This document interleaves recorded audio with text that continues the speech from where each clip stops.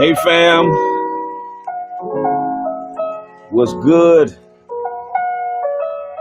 I hope all is well with you on this Thursday evening. Welcome to another edition of Bishop Swan Live. A lot of stuff I want to talk about tonight.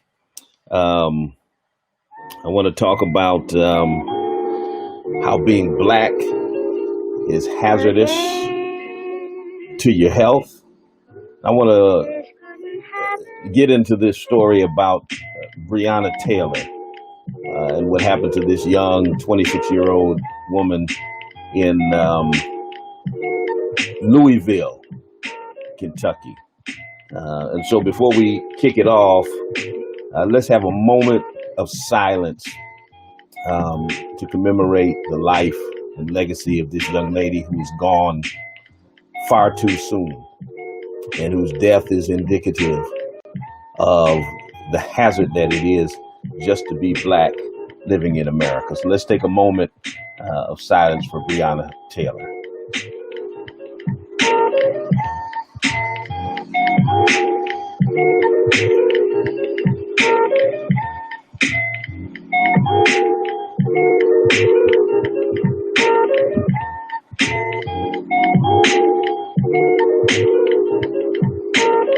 All right, fam. So do me a favor. First and foremost, I need y'all to share. I need you to share. I need you to like. I need you to comment.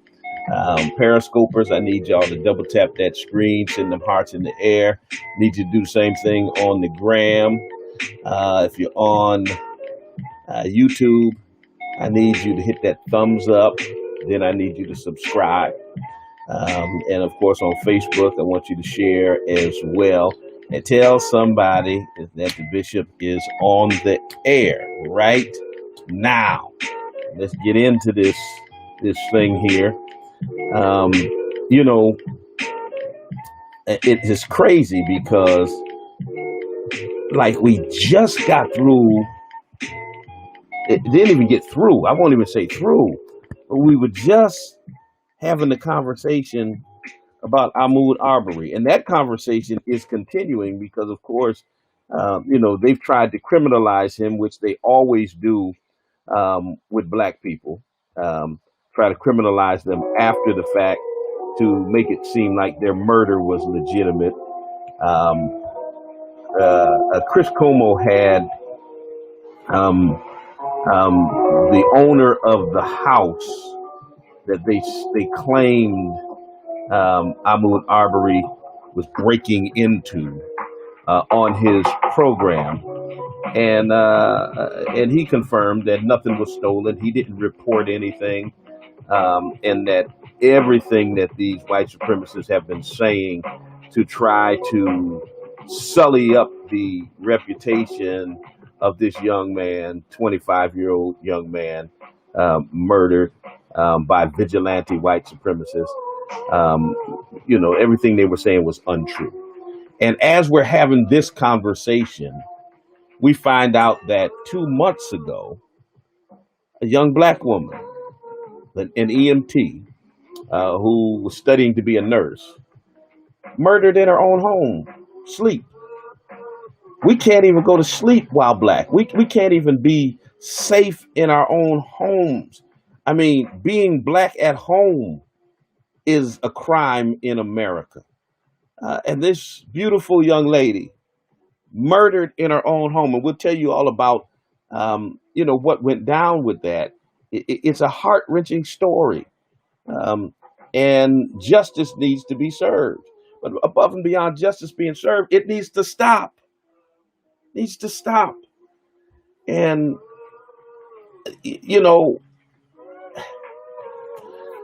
I'm a Christian. I believe in defending yourself, though. That's the Malcolm side of me. The Malcolm side of me. When Malcolm said, be peaceful with all men. Respect the law, respect one another. But if anybody puts his hands on you, send them to the cemetery. I believe in that. I believe that we have the right to defend ourselves. So the first thing I want to deal with is this notion of being black being hazardous to your health. Then we'll transition over and talk about the Brianna Taylor case. This has really come to the forefront in the wake of this coronavirus pandemic, because 58% of the people who have died of this pandemic are black people, even though we represent less than 15% of the population. Why is that? The reality is, in America, being black is a health risk. A health risk is an adverse event or a negative health consequence due to a specific event, disease, or condition. All right? It's something that increases your chances of developing a disease. And just being black in America is one of the greatest risk factors for your health. And it is not simply because black folk don't take care of themselves. We need to do a better job in taking care of ourselves, but we can't stop the conversation right there. We've got to delve a little bit deeper into that. It's not just simply taking care of ourselves. We've got to deal with the systemic issues that have existed over time that have caused black health problems. Um, um, you know, uh, the bottom line is, I was born a black man, and being born a black man automatically compromises my ability to live a full and healthy life. Black men are on the bottom of the totem pole when it comes to life expectancy. The life expectancy of a black man is 67 years. Think about that for a moment. When the age of retirement in America is 65 years old, the life expectancy of black men is 67 years. So the average black man does not live 5 years after retirement age. That's crazy. That's crazy. Um, just being black makes us live sicker and die sooner. And there's research and there's evidence from studies that let us know it's a harsh reality that doesn't just have to do with our habits. It has to do with systems that exist in America that have put us in that risky health category. In the United States, health disparities between blacks and whites is consistent across the board. We've got higher rates of diabetes, higher rates of hypertension, heart disease than any other group in America. Our death rate from asthma is 500% higher than white children. 500%. Okay? HIV/AIDS is still an epidemic in the black community all of these years later. It's still an epidemic, while for whites across the country, it's being treated like high blood pressure or diabetes. Take a pill a day, live a full, normal life. To put it in more perspective, if blacks and whites had the same mortality rate, nearly 100,000 fewer black people would die each year in the United States. And people want to throw it over onto poverty. Poverty is not the only risk factor, because even educated, affluent African Americans get sicker and die younger than their educated and affluent white peers. Okay, black patients are less likely to be prescribed pain medication because doctors think that we can endure pain better. There's something in our DNA. And they are twice as likely to basically underestimate, okay, these are doctors, underestimate our pain compared to other ethnicities, all other ethnicities combined. This is research done by the University of California, San Francisco, and other places. The bottom line is black folk get sicker earlier, die at younger ages. We have more severe illnesses throughout life. We age biologically, although we look better because black don't crack. But inside, we're aging biologically more rapidly than whites. Scientists call this weathering. What is weathering? It is the result of cumulative stress that comes on us because of racism in America. That's a real thing. Because of systemic racism, because of our worries about our children being killed on the streets, because we're concerned with how we're being treated by the police, how we're being treated on our jobs, how we're being treated as black people in America. That chronic stress that we have to deal with just because we're black in America has resulted in an effect called weathering, where we're aging at a faster clip than our white counterparts. We're getting sicker than they are. And here's the problem. Scores of white doctors will admit this is happening in America. Dr. Fauci, if you remember, not too long ago, in one of 46 minus one's infamous, crazy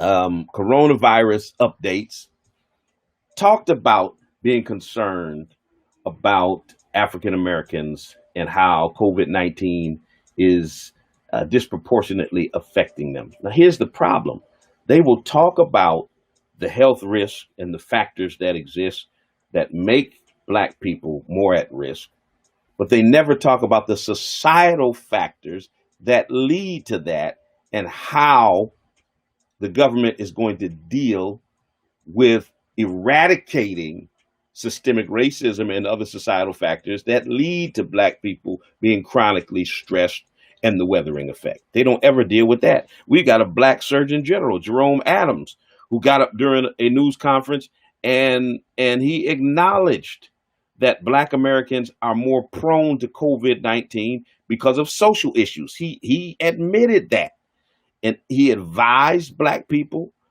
and Latinos to adhere to the guidelines of social distancing, etc. But he never said anything about how the U.S. government planned to alleviate the social circumstances that made these communities more susceptible to the virus.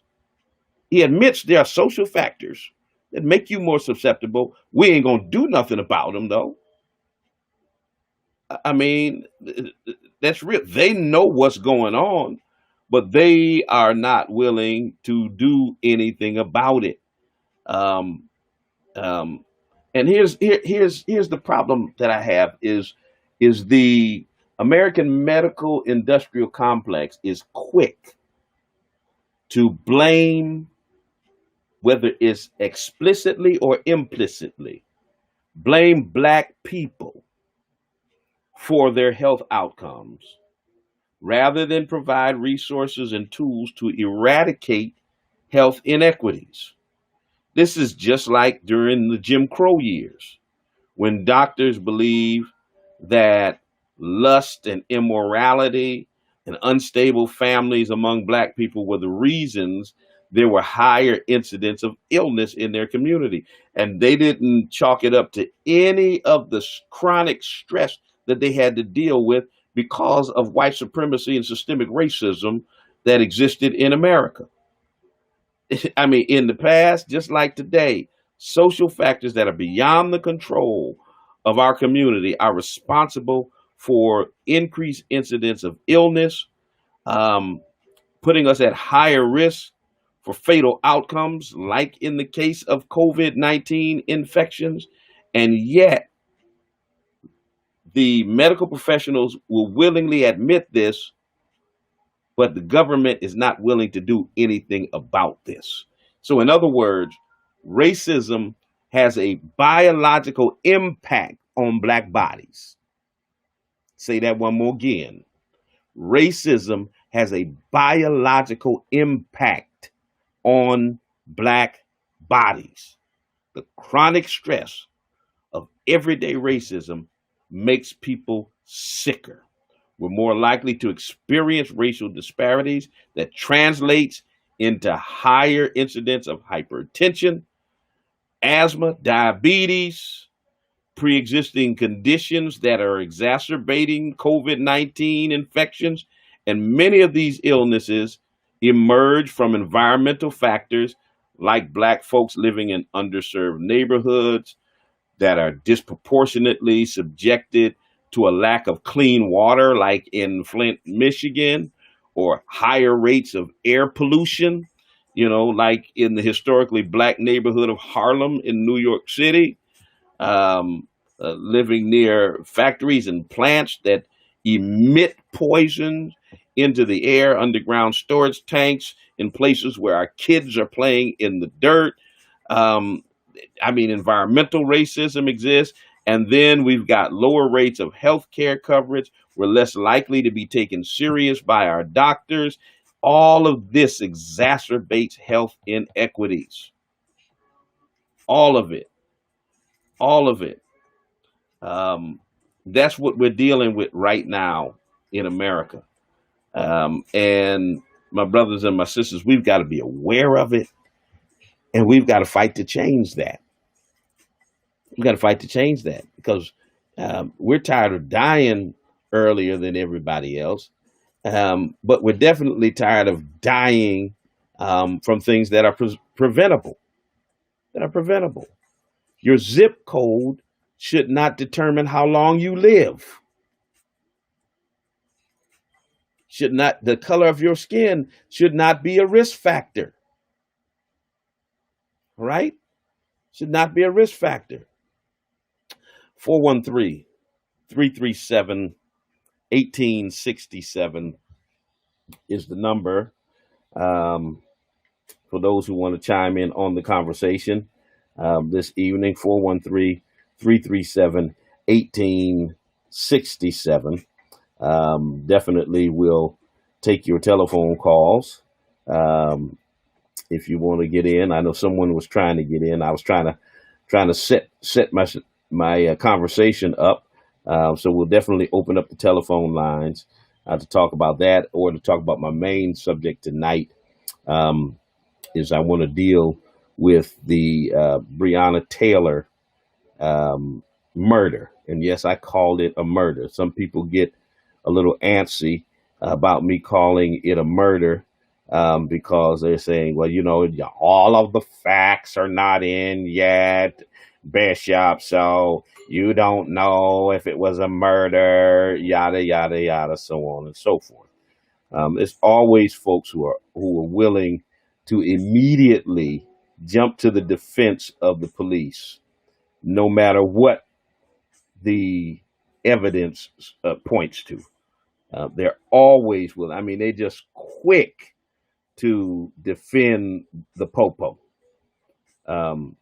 Real quick. And I'm calling it a murder because that's exactly what it was.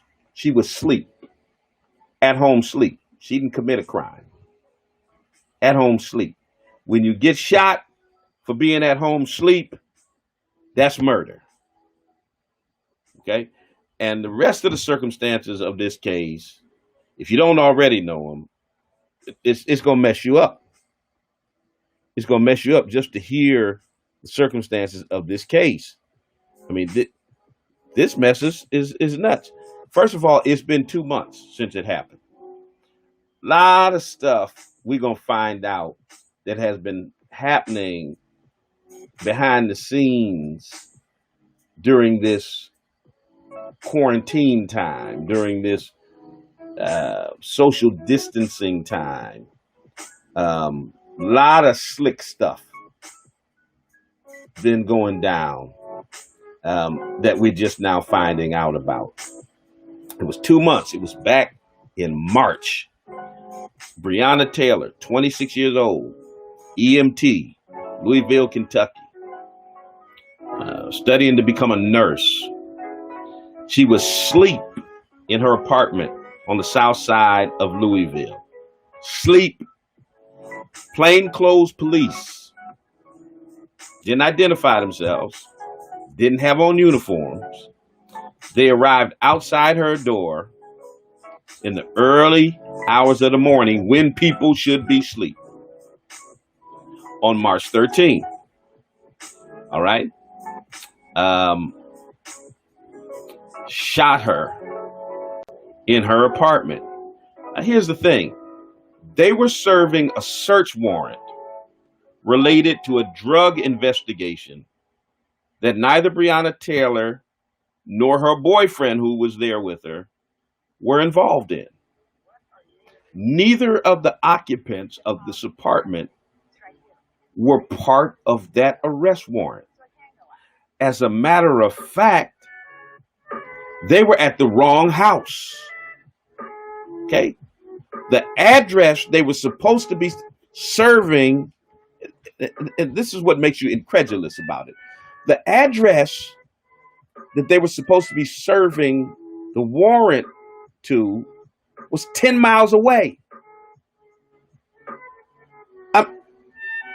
Do the police not have Google Maps? I mean, do they not have GPS systems? Do the Louisville, Kentucky police not have a way to direct them to the correct address? See, because When you're issuing search warrants, when you're busting in people's houses, shooting at folk, arresting folk, you ought to at least have the right address. You ought to be close. It's not a situation where they were in the wrong place and the place they should have been was next door. It was 10 miles away. 10 miles away. They broke down the door at the wrong address to serve a search warrant for a narcotics investigation that neither she nor her boyfriend, Kenneth Walker, were involved in. They were both asleep. It was after midnight. It was after midnight, ladies and gentlemen. Now get this. Not only was it after midnight, okay, they broke down the door. They didn't knock. They broke down the door after midnight. So Kenneth Walker, Brianna's boyfriend, thought someone was breaking in the house. Listen, if me and my wife are asleep, I've got two sons who live in the house with me, my only two minors that are left. Well, one's a minor, one's a sophomore in college. If my boys are asleep and me and my wife are asleep, and it's after midnight, and I hear somebody bust my door down, listen, you already know. You already know. I tell people all the time, I'm a triple P. I'm a pistol packing preacher. So somebody busts the door of my house down after midnight and my family sleep. I'm coming downstairs with Mr. Smith and Mr. Wesson. Okay? So Kenneth Walker did what I would do. He did what many of you would do. Okay? There's somebody bust the door down in your house after midnight. They don't identify themselves as the police. And you think somebody's breaking in? So what he did, he fired a shot that struck one of the police officers. Plain clothes, they're not in uniform. He's thinking there are people breaking in his house. Here's the thing. He's a licensed gun owner. Where's the NRA on this case? Because if he was a white boy who was a licensed gun owner protecting his home, NRA would be all over it. Because, you know, nothing stops a bad guy with a gun but a good guy with a gun, remember? So Kenneth Walker does what any man would do. He fired a shot. Licensed gun owner. Right? All three of the officers that broke in the house fired back. A barrage of bullets. 8 bullets hit Brianna Taylor while she was asleep. 8 bullets hit her, killing her. Then Walker was charged with attempting to murder a police officer.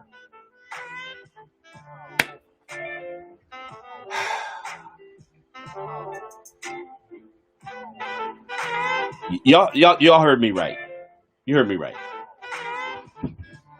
The police were serving a warrant at the wrong house, 10 miles away from the address they were supposed to be at. serving a warrant on people who weren't involved, because the people at this house had nothing to do with the warrant. And here's the kicker. The people they were serving the warrant on were already in custody. No. Ain't nothing wrong with your ears. You heard what I said. The people they were serving the warrant on were already in custody. So not only were they at the wrong house, 10 miles away from where they were supposed to be, the police department didn't even communicate to them. A lack of communication within the police department. They didn't even know that the guys that they were going to look for were already in custody. I mean, this is a major botching. This is a major screw up. Major. You at the wrong house. You're 10 miles away from where you're supposed to be. You're serving a warrant on people who aren't listed on the warrant. You break in a house that has nothing to do with your warrant. And then a licensed gun owner who fires a shot in self-defense because he's thinking somebody is breaking in his house gets arrested for attempted murder, and his girlfriend gets murdered.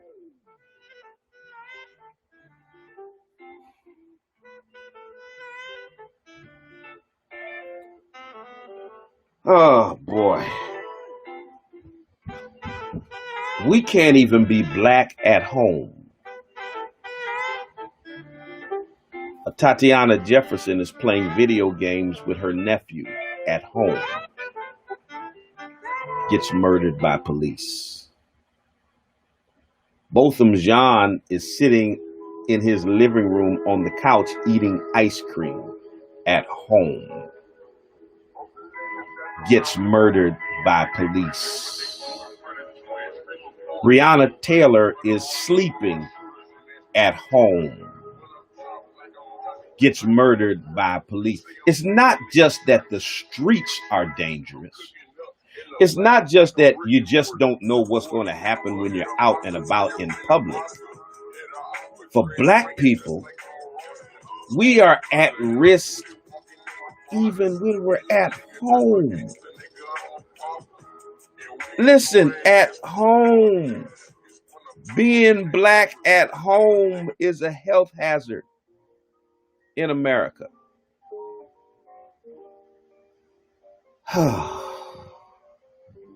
I mean, this story can't get any worse.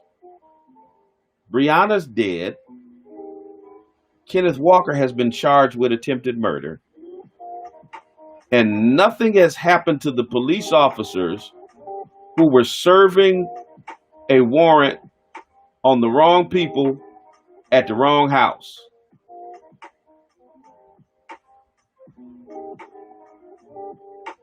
Oh my God. And it's just coming to light 2 months after the fact. I mean, across the country, plenty of people have started working from home as the grip of the coronavirus has spread. But not Brianna Taylor. Brianna Taylor is a certified EMT. She was what they called an essential worker. She was still going to work every day. She was still working at 2 Louisville hospitals as the city was bracing for the worst in terms of COVID-19 deaths. She put her own health at risk when it came to helping others. All right? And the tragedy of her death is it wasn't coronavirus that killed her. It was police officers that were being reckless and irresponsible and shooting from outside the house, shooting through windows. They don't do that in other neighborhoods. They don't do that in other neighborhoods. And see, the media and folk have been distracted by the coronavirus pandemic. And so the police killing of Brianna Taylor, like the vigilante killing of Ahmaud Arbery, both of who are African American, basically escaped widespread scrutiny. I mean, her mother went to the point of filing um, a lawsuit against the officers that killed her daughter, which is really what brought this whole thing to light. Um, but now people know what's going on. Now they're rallying um, in downtown Louisville. Now people, are speaking up and calling for justice for Brianna. Now it's gaining some steam and some momentum. Now all of a sudden, people are calling for an investigation, calling for these police officers to be arrested, to be fired. Um, it never stops. It never stops. And here's the thing: how many other cases like this are out there? How many other cases where black folk are being killed by vigilantes and by police that we haven't heard about, that haven't caught the attention of the public, like Ahmaud Arbery or Brianna Taylor? How many haven't hit the high profile? How many? How many?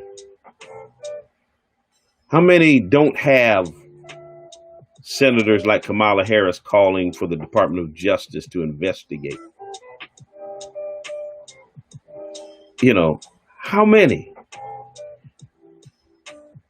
And then Kentucky's governor says that the reports of Taylor's death are troubling,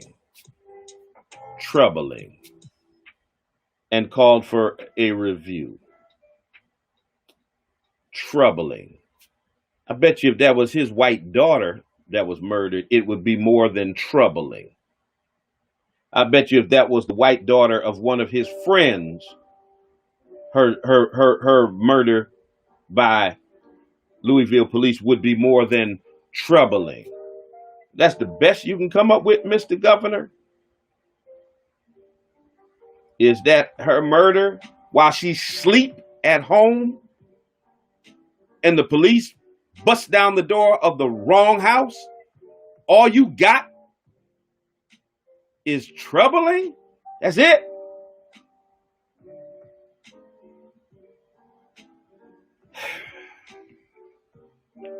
(413)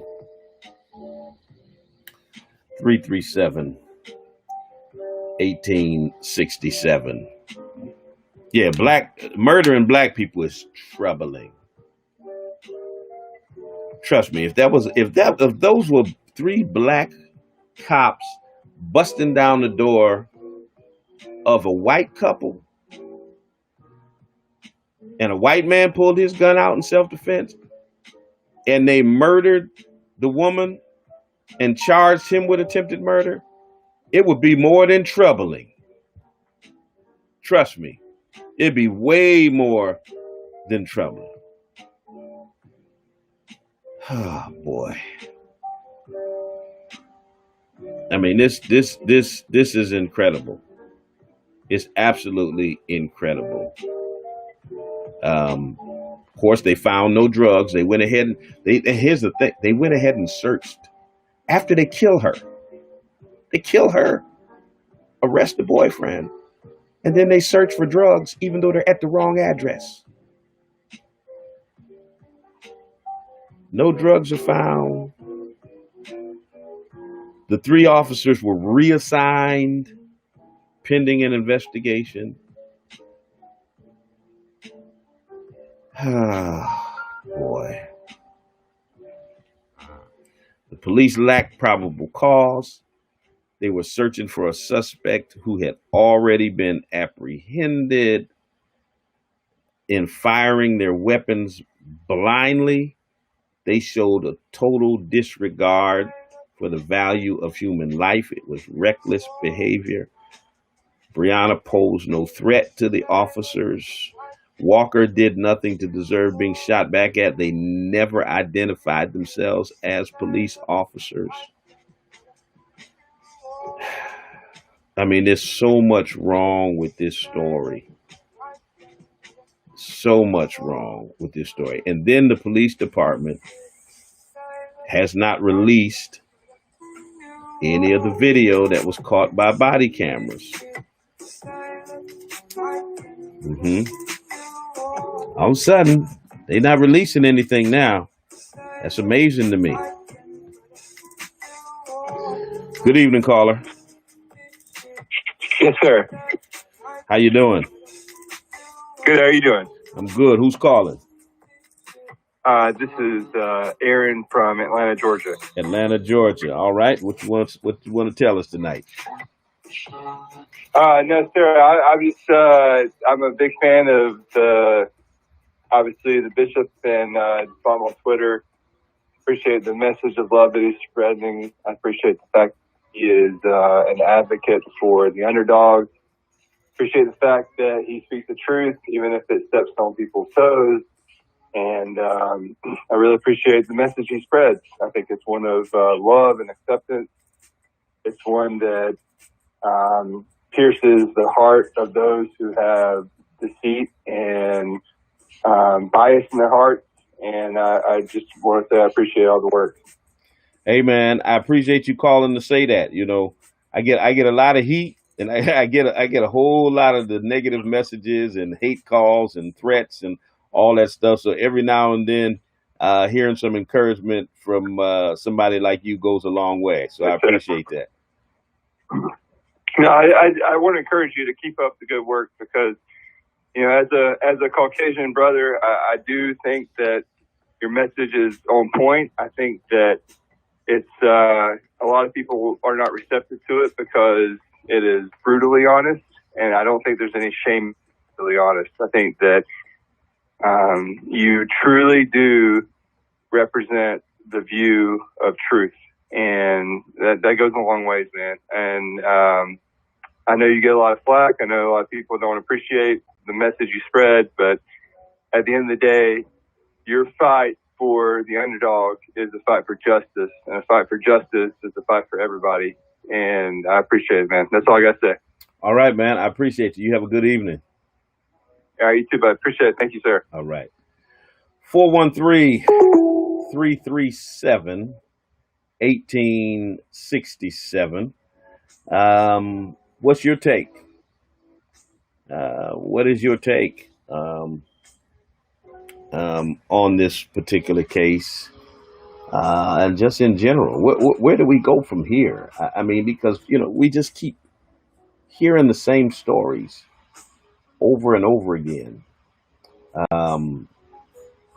Sister Erica Lachey was saying the other day that, you know, nothing wrong with protests and all that. She said, but we got to protest with our money and with our weapons. She said, you know, we need to be armed and protect ourselves. And we need to stop spending money in certain places. And they listen when it comes to your weapons and your money.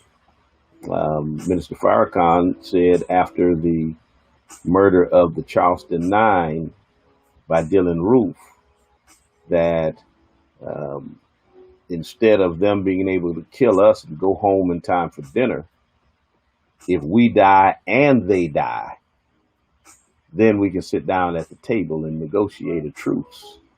But as long as we're the only ones dying and they get away with it, they see no reason to stop. What's your position on it? 413-337-1867. I believe, like I said, we have a right to defend ourselves. But wait a minute, Bishop, thou shalt not kill. That's because you don't have the proper interpretation. Proper transliteration in the original language is thou shalt not murder. Understand, if I kill you in self-defense, that's not murder. So it's a fundamental flaw in how we interpret things to think that we don't have the right to defend ourselves. Um, you know, Malcolm said, preserve your life. It's the best thing you got. And I believe we ought to be preserving our life. And that's what Kenneth Walker was trying to do. He was trying to preserve his life and preserve the life of Brianna Taylor from people he thought were breaking in his home. And instead, he gets charged with murder and she gets murdered. And just like in the Ahmaud Arbery case, no charges filed against the officers. Regardless of how reckless they were in the barrage of bullets shooting from outside the house, regardless of the fact that they were at the wrong house, serving a warrant on the wrong people, the person they were looking for was already in custody. Regardless of all of that, all of those flaws, they get reassigned. Not arrested, not fired, not suspended. Come on back to work. We know you just murdered an innocent black woman who had nothing to do with the warrant that you were serving. Come on back to work. We understand, her life doesn't mean anything to us. Come on back to work. Song of Solomon says there's a time to kill. It does say that. It does say that.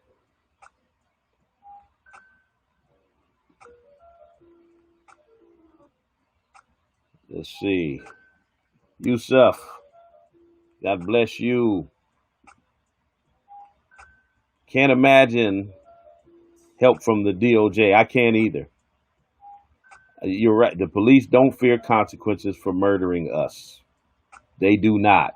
They definitely don't fear a Department of Justice under the supervision of Donald Trump and William Barr. No, they definitely don't. Cousin Lisa, you're absolutely right. Chief of Police needs to step down. The fact that those officers weren't suspended, arrested, fired, something, they need to sit down. He needs to step down. This was what Fannie Lou Hamer said, Emma. Sick and tired of being sick and tired. That wasn't enough. The state Supreme Court ordered her released.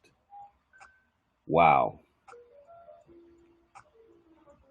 Wow.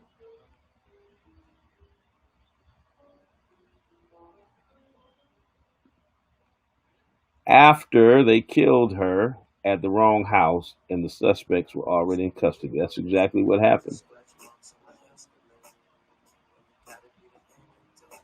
Uh-oh. Uh-oh. You saw what happened when a black judge had the temerity to lock up a white woman in Dallas. Yeah. Mm-hmm.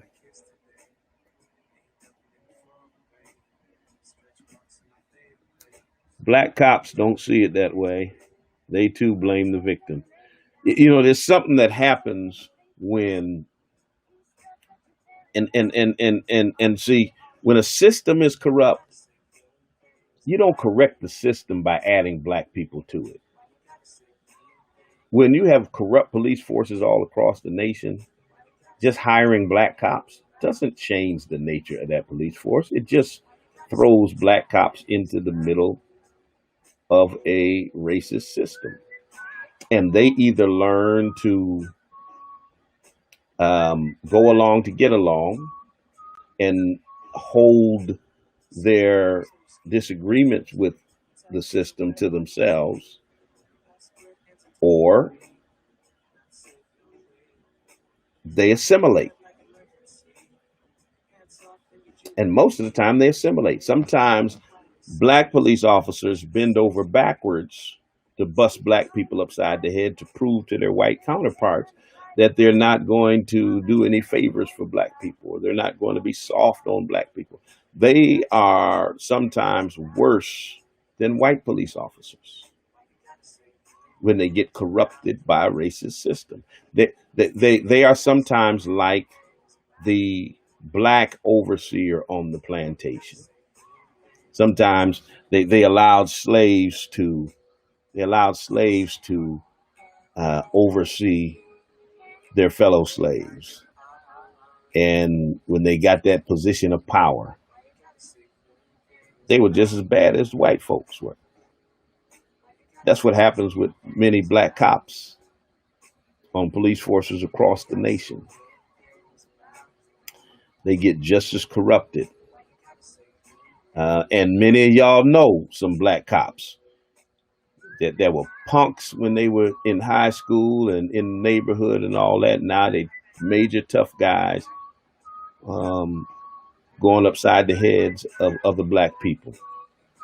I mean, right. It's in the big house. You know, Malcolm said there were two kinds of slaves. There was the house nigger and the field nigger. And that we got a whole lot of house niggers running around here. And I'm going to tell you, I believe that. I believe that because you even have some now who are defending um, the white supremacists in the Arbery case. And you have some who are defending these cops in this case, saying that because Mr. Walker fired at them, they had a right to fire back. No, you don't. Not when you're breaking somebody's house in the wrong house. No, you don't. Mm-mm.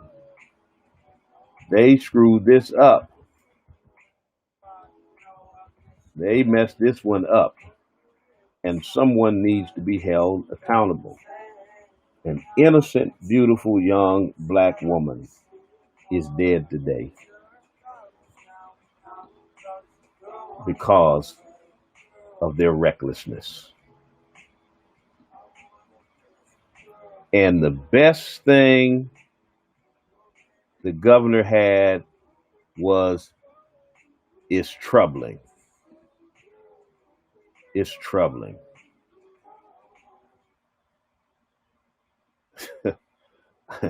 I mean, really? Is that the best you can do? Is troubling? Let me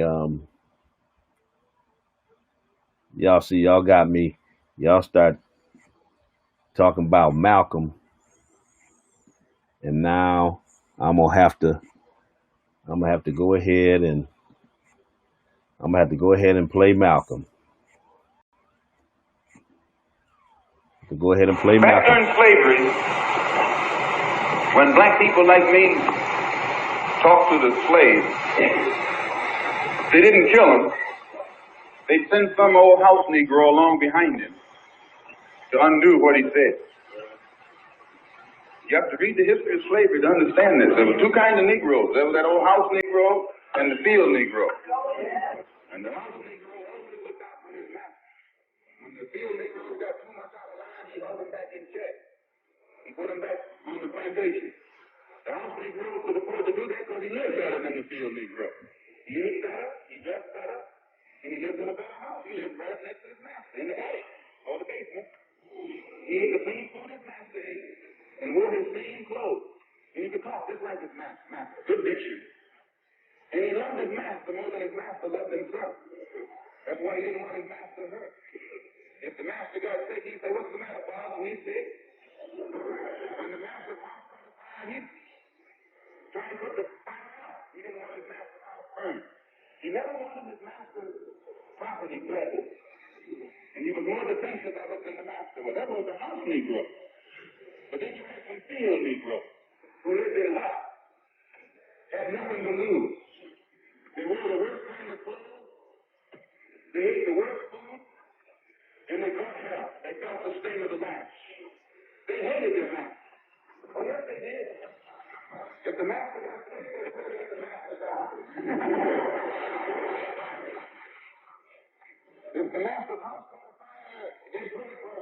willing to come along. This was the difference between the two.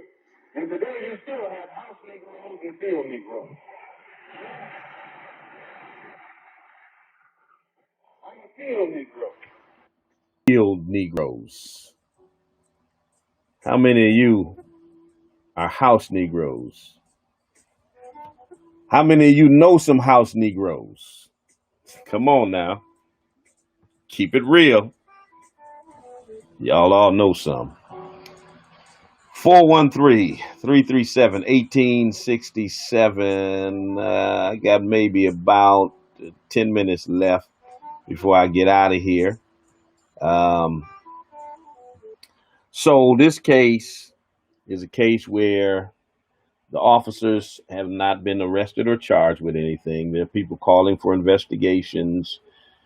I want to know why it's so hard for them to call for the police to be arrested. Why is it always, we want a transparent investigation?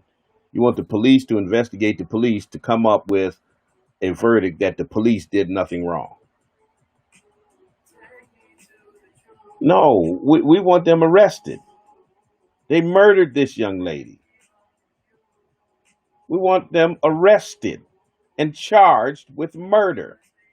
They charged her boyfriend with attempted murder for defending himself. We want them charged with murder. Straight up. We're not looking for no smoke and mirror investigation to pretend you're trying to see that justice is served and giving us lip service. We're tired of lip service. Tired of lip service. Tired of you murdering our children, our mothers and fathers, sisters and brothers. Tired of it. Sick and tired of it.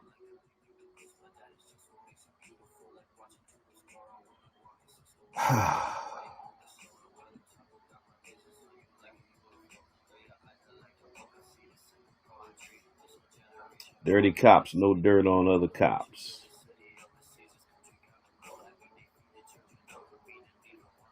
Right, right, right. Exactly. And a conviction. Right. We want them charged and we want a conviction. I get mistaken for a house Negro a lot, serving a warrant on my neighbor's house. 3 cops were on my. Okay, I can't read the whole thing. But listen, we are tired. And here's the danger, when people just get tired, eventually what happens is it's a powder keg. Um, that's ready to blow up. I mean, people get to the point where they will lose it.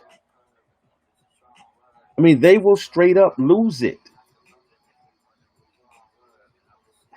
There was let me see if I can find this. There was a case of there was this young lady with her nephew who was a young rapper, and he was in the mall selling his CD, and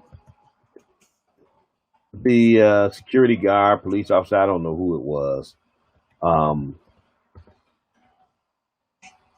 started accosting the young man. I forget how old he was. He was a young guy, um, and this young dude, he was 12. Okay, entrepreneur, selling his stuff in the mall, and they were trying to arrest this 12-year-old kid. It was crazy. It was nuts. And the aunt, all she could think about was all of the um, young black men who died in the custody of police. And Auntie went in on the cops. I mean, went off. And that's what happens when you get to a point that there's a powder keg, get ready to blow up. It's a dangerous point because people get tired. They really do. Let me play this for you because this is this is indicative of what happens when you get to that point. I mean, you get there and man, let me see. I hope y'all can see this. Be upstairs You're about to go to jail. You're gonna go to a youth detention center if you don't stop. He's not doing anything. He got his rights. He's not even doing anything right now, sir. And I have his father on the phone and you won't even speak to him. Yep.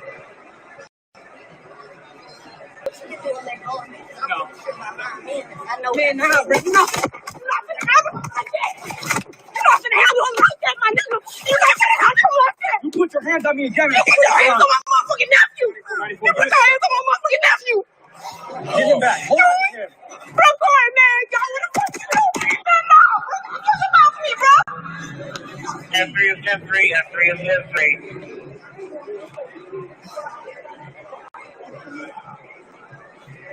Tell him, bro. 2494 upper level in front of H&M at 227. So Chase, where are you, Chase? He got his hands on him. so y'all can see We upstairs. You're about to go to jail. You're gonna go to a youth detention center. this cop is telling this 12-year-old, you're gonna go to jail, you're gonna go to a youth detention center because he's selling his rap CDs in the mall. And all Auntie can think about, and see, you have to understand what's going on in the minds of black people.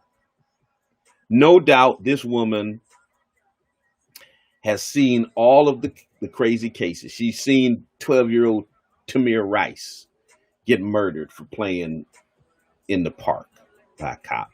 She's seen Ayanna Jones, and she's seen various black children, teenagers, preteens murdered by cops. And I'm sure that's what's circulating in her head. Here's a cop manhandling her 12-year-old nephew. And Auntie's like, no, you're not finna do this, my nigga. That's what she was saying. No. I mean, she went off. And can you blame her? Can you blame her when she thinks of the alternative? If I let my nephew go with these folk, I don't know if I'll see him alive again. So she responds with a mother instinct to protect that child. That's what black folk go through in America every single day. That's what's in the back of our minds every single day. Every time our children or loved ones come in contact with law enforcement, we don't feel safe. We don't feel comfortable. No, we're afraid for their lives. Whereas white folk breathe a sigh of relief when they see a police officer. Black folk know better. We've called the police and then been victimized by them. We're the ones who called the police and they come and beat us up or murder us. So we don't feel no relief when we see law enforcement.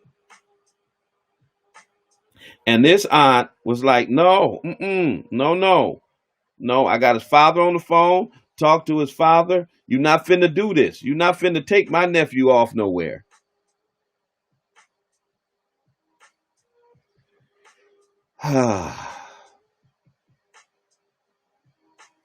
That's exactly what they are, race soldiers. Exactly what they are. Exactly.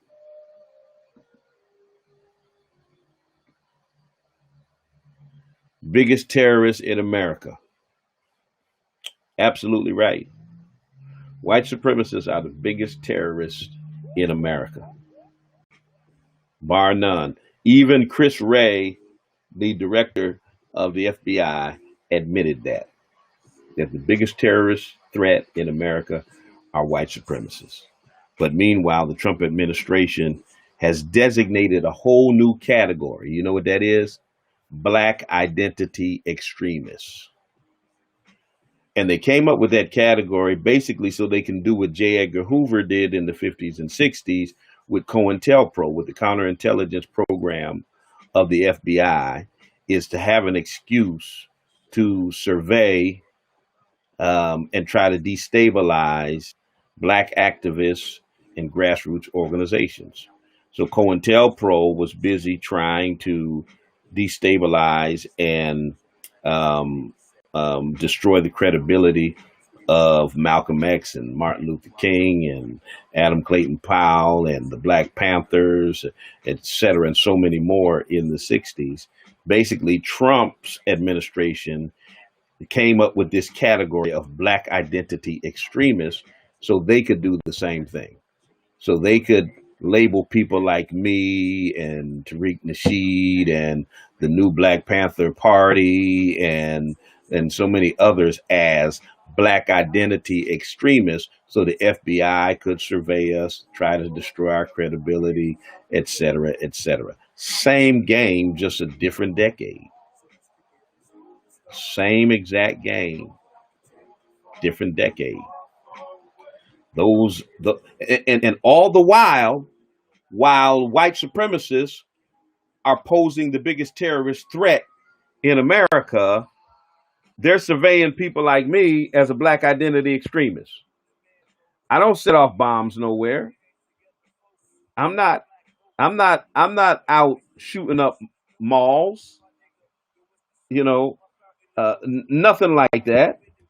But they want to label us. Basically, what it is Black people who we can't control and who we can't silence. So we're going to figure out a way to destabilize them and use government resources to do it. That's all it is. That's all it is. Same old game, different decade that they're playing it in. All right.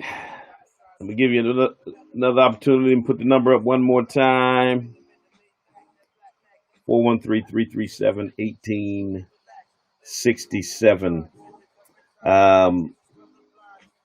Brianna Taylor is her name. The hashtag is Fight for Brianna or Justice for Bree. Let me put some of those hashtags in there so you know what to follow if you want to know how to get involved in calling for justice for Brianna Taylor. We got Justice for Bree.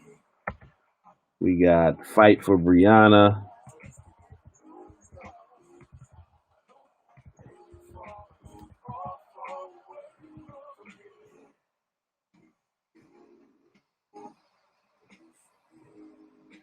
If you follow those hashtags, you'll find where the activities are happening.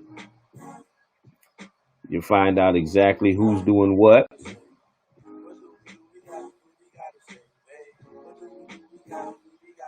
How you can get involved. Now, you can get involved right from where you are. Um, um, you don't necessarily have to be in the same town. We live in a global society. Of course, you know that. There's so many ways. And here's the other thing, ladies and gentlemen. You can always make a donation to a worthy organization that you know is doing good work or that you can trust is doing good work. Definitely do that. Put your money where your mouth is. Good evening. Good evening, caller. Hello? Yes, Hey, how you doing? I'm Hey, good. What happened to the breed? What happened to her? What's that about? Did you just come on the program? Yes. She was murdered in Louisville, Kentucky, by police while she was sleeping in her home. Oh. Oh, okay. Yes, sir. Oh, okay. All right. All right. You have a good evening. 413-337-1867. Justice for Brianna Taylor. Her mother sued the police department. And it's a shame that she has to file a civil suit because there's been no criminal charges. That's a shame. That's a shame. Yeah, y'all are something else. Rosanda said, Lord, use Google. Oh, boy. Man. You're right. You're right. He could have Googled. He could have easily found out. She said, Lord, use Google. Oh, boy. Black Lives Matter. Absolutely. He's 14 now. Cop tried to, yeah. You're right. Exactly. You're right about that particular case. What I was showing was the example in that case. I wanted to show you guys how the auntie went off and what happens when black folk get fed up. That you can't stop a powder keg from exploding. I mean, it is a good thing she didn't have any weapons on her or anything like that. But when, you can only take so much. How much of waking up every morning and seeing that another kid that looks like our children got murdered for no reason? Another young lady got murdered in her sleep. Another a black man got, murdered for no reason. How much of that do you think black people can continuously take before they explode? And then what's amazing is how they stereotype black people for being the violent ones. Baby, if black people were the violent ones, we would have tore America down by now. You hear me? If we were the ones that are violent, come on now. You murder our sons and daughters, our mothers and fathers with reckless abandon. And then your criminal justice system lets them get away with it. If we were violent, we'd have tore every major city in America down by now. Good evening, caller. You're on the air. Oh, hey, this is Pam Grayson. I want to tell you from here in Texas, we had to deal with the Ahmaud Arbery thing. Mm-hmm. Then you've got this woman down here that disobeyed the law, and the governor changed the law to accommodate her and let her out of jail. Okay, tell the listeners may not know about that. Be a little more specific about that case. Okay, so here in Dallas, Texas, in North Dallas, first of all, we are on lockdown because of coronavirus. And the virus is impacting more African Americans and Hispanics more than anything. And this is according to the state statistics. But, they want the businesses to open up. And it's the business owners that are not going to be working. It's the normal common folks like myself, that ones that would have to go to work. So we have a young lady in North Dallas who decided to defy the county judge's order and reopened her salon anyway. Well, she went before a judge, She was arrested and had to go before a judge for it. And this judge was an African-American judge, Judge Moyer. And he gave her the option of you can simply apologize and go on about your way and obey the order, or you go to jail for 7 days. She chose to be defiant and went to jail. She was in jail 1 day. She's a white lady now. And the governor of Texas, the one who established the rule for us to stay at home, changed the law to remove jail time while 2 Hispanic women were sitting in jail for the same thing to accommodate the white woman. That is what's going on here. So now she's out. Then she had a GoFundMe, and she raised over $500,000. Wow. Now, if that had been Shanquisha here on the South Side, nobody would have given her $1 million, and she would have had to serve those 7 days in jail. Now they're trying to unseat the judge, and even your ignorant president has spoken out against this judge, who again followed the ruling of the governor that changed the law to accommodate the lady. They want to unseat they want to unseat the black judge, but right, but don't care about the racism of the white governor. Right. Absolutely right. amazing. And he got the Hispanic women sitting in jail, and he got a Hispanic wife. So apparently Hispanics only matter to him when they, know. I always tell folk all the time, sleeping with black people does not cure racism. You get that right. Yeah, when folk so say, I got a black wife, I got black children. No, having sex with us does not cure racism. Just ask the former plantation owners who used to rape their slaves. Yes, correct. That is correct. So you got that, and now, Brianna, my heart is sick. This is literally it took me down for a day. I was just sick. I can't. When like she said, the auntie is going off. My rage is in full effect. Yeah. James Baldwin said it, to be a Negro in America and to be relatively enlightened is to be in a rage constantly. Yeah. That was the truth right there. Absolutely. Well, appreciate it. Appreciate your call and enlightening folks on what's happening out there in Texas. Always something happening in Texas, boy. I'm telling you. Isn't it? Always. My goodness. All right, Dr. Grayson, always appreciate you. All right. Thank you, Bishop. All right. You be blessed. Bye-bye. You too. 413-337-1867. Yeah. Being black is hazardous to your health in America. Can y'all believe that? They want to remove the black judge for following the law because he jailed a white lady who was disobeying the law. Oh, my goodness. White folks are something else.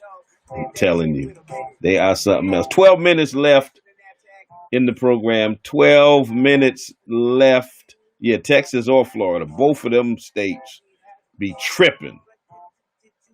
I mean, they be tripping for real. Let me see what y'all talking about here. I see you, Sister Kathy and Sister Selena. Y'all will have to be a member of Spring of Hope to understand what this means. I love your hell no spirit. Anyway, it's too long for me to explain it. Just go check out our podcast. Get my sermon from Sunday. I preached a message entitled Mothers of Murdered Children. Mothers of Murdered Children. You can go to Spotify or Apple Music, wherever you stream your podcast from, and just put in Bishop Talbert Swan. There's 2 podcasts. One is from my radio programs. The other is from my sermons at church. And pull up that podcast, Mothers of Murdered Children. Listen to it, and you'll understand what these 2 ladies who are members of our church are saying about that hell no spirit.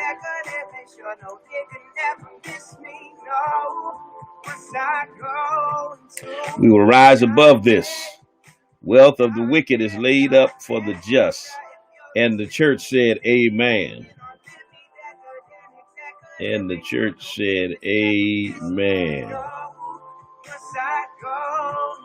And you know, it's a shame. It's a shame, Amy, when you have to survive your blackness. That's a shame. You have to survive blackness. White cop and white mob tried to break in the home of a black woman.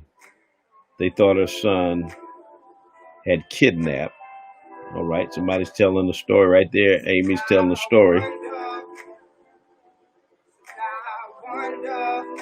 Or rather, Greensboro vet is telling the story.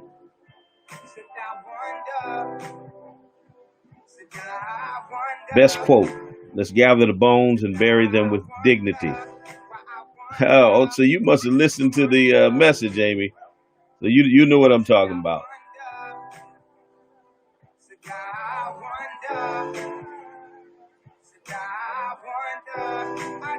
Stuck in Florida. Florida. Exactly right, Pauline. That's exactly why we're at higher risk for diabetes, hypertension, and just about every major disease because of the chronic stress that we have to deal with every single day. North Carolina ain't no joke either. Yeah, stuff going on out there too. All across the South. Well, I don't want to just, I can't even just say the South because Malcolm put it best. Malcolm said, y'all stop talking about the South. He said, long as you south of the Canadian border, you south when it comes to America. And I believe that. I believe that. We showed you the other day how they were, well, let me show it to you again. How you got white cops that are cracking black people upside the head in New York City, so-called violating social distancing orders. But by contrast, they're passing out water, mask, and gloves to white folks who are violating social distancing orders. I mean, it's amazing. It's absolutely amazing, that in the same city, police have two completely different approaches to how they deal with this so-called enforcement around social distancing. These folk deserve masks and gloves, and these folk over here, well, not so much. Let me see. Yeah, here we go. Let me show y'all this, and then I'm gonna get on off of here. Let me run this up.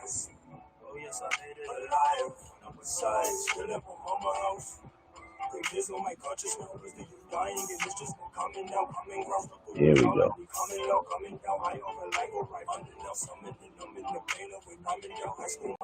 Now notice the picture on the left. Notice the cop passing out masks and gloves. White folks just gathered all up in the park, violating all kinds of social distancing. They're supposed to have masks on in the park. They don't. But here's a mask and have a good day. By contrast, this cop over here on the right is dealing with young black men who supposedly violated by not wearing masks. Now you see how white folks not wearing masks are treated versus black folk not wearing masks. What you doing?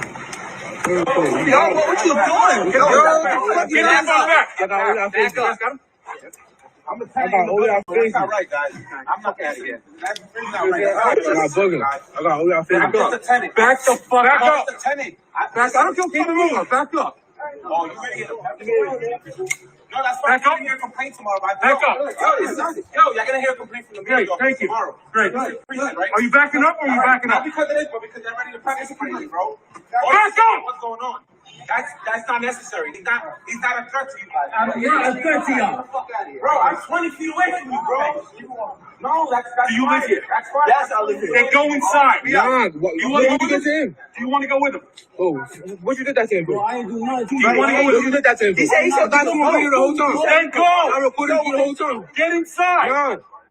Guys. Bro, I gotta go in the house. Yes. I got you on video the whole time. That's none of that. Y'all both. Why you not doing, boy? What did I do to you, yo? And y'all just hit me in my face? Oh, yeah. Well, we did chilling in front of the building. What are you looking at? You want to go with your friend? What we doing? For nobody mask. July 5th, what? July 5th, what? 1757 AMELOL. July 5th. July 2004. I ain't got no weapon on me. I just got enough for no reason. Yeah, right. Good. I'm going to back up. Good idea. Good idea. Really tough guy. Really tough guy. Niggas ain't even do nothing, bro.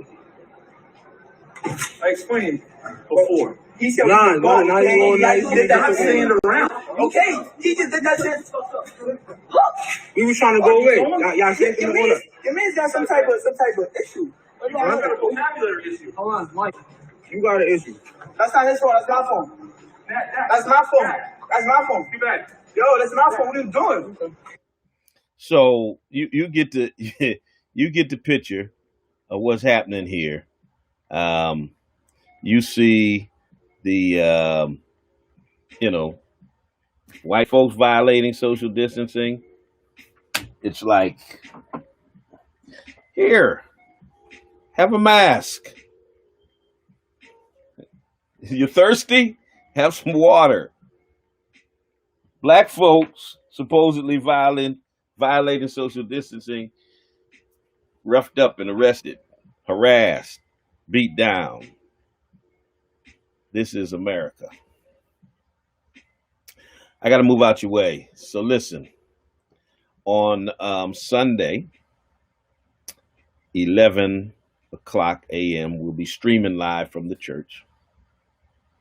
Then on next week, let me see if I can I need to find this flyer. Y'all need to see this flyer because, let me put up Brianna again while I find this flyer, because y'all need to see this flyer of our workers meeting, which is going to take place next Wednesday, Thursday, and Friday. And then I've got some serious workshops that are happening on Saturday that y'all don't want to miss. I promise you, you really don't want to miss them. It's going to be off the chain, for real, for real. Let's see. All right, let me do this one first. So there we are. Our annual workers meeting starts with a musical celebration on Wednesday. Shaquan Ross, director of music, is going to be leading that effort, and we'll be streaming live at 7 p.m. on Wednesday night. You don't want to miss it. You want to be there. Gage, whoever you are, Trump 2020. Yeah, okay. Anyway, I ain't going to deal with you. You want to be there for the musical. Then on Thursday night is Women's Night, and our jurisdictional supervisor of Women's Department, Mother Valerie Fields, will be speaking. She'll be addressing us, and we'll be doing that virtually as well. Then on Friday night is what we call official night, and that's when I will be addressing the jurisdiction. So I'll be preaching on that night streaming at 7 p.m. as well. So Wednesday, Thursday, and Friday, will be streaming at 7 p.m.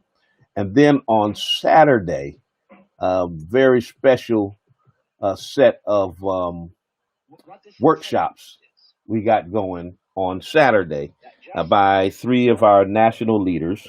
So at 12 noon on Saturday, we've got the Adjutant General of the Church of God in Christ, the Bishop Robert Rudolph, who will be doing a workshop entitled Protocols During a Pandemic. That's at 12 o'clock. Then at 1 o'clock, Bishop Joel Lyles, our General Secretary, will be doing a workshop entitled Staying Connected While Being Distant. And then at 2 o'clock p.m., our first assistant presiding bishop, Bishop Jerry Macklin, will be doing a workshop entitled Leading During Difficult Seasons. So it's going to be a power pack 3 hours, 3 workshops back to back with 3 powerful leaders of our national church. You want to be a part of that. Um, it'll be streaming live, but also it'll be available through Zoom as well. If you go, you don't see it on this particular flyer, but that's been updated since then.